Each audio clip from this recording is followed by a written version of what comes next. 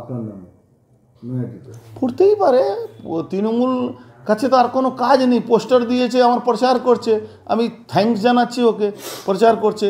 কিন্তু ও যে গুন্ডামি করেছে, ও পার্থভূমি, ওরও পোস্টার পড়বে, আপনি দেখবেন, ঘাবড়াবার কিছু নেই।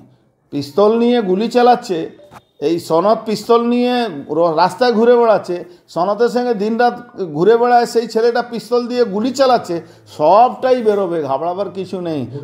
9 তারিখে শুভেন্দু অধিকারী আসছে, তো সবটাই আমরা বের করবো। ভোটের আগে প্রতিশ্রুতি দিয়েছিল যে গুন্ডারাজ খতম করবে। আরে ও তো নিজেই একটা থার্ড ক্লাস গুন্ডা, গুন্ডার একটা ক্লাস থাকে, ও একটা থার্ড ক্লাস গুন্ডা, মানে ঠাকুরপাড়া গুন্ডা যেটা যেরকম হয় না, নৈহাটি ঠাকুরপাড়া কিছু গুন্ডা আছে, ওর কোয়ালিটি ওই অবধি, ওর বাইরে কোনো কোয়ালিটি। মাত্র বললেন যে আপনি পার্থভূমিক মদ খাওয়া বা ইয়েতে পিএইচডি করেছেন, আপনি ক্রাইমে পিএইচডি করেছেন। ক্রাইমে পিএইচডি না, ক্রাইম কন্ট্রোল করার জন্যে, ক্রাইম কিভাবে হয়, তাকে কিভাবে করতে হয়, সবটাই আমরা পিএইচডি করেছি, আমরা জানি, আমরা এর উপরে আমাদের নজর আছে, থাকে সবসময়।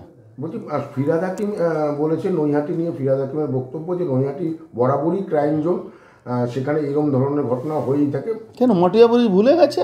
পুলিশকে গুলি মেরেছিল ওর লোকরা, মুন্না সর্দারের ছেলেরা। আজকে মুন্না সর্দারের ছেলে তার ডান দিকে ঘুরে বেড়ায়।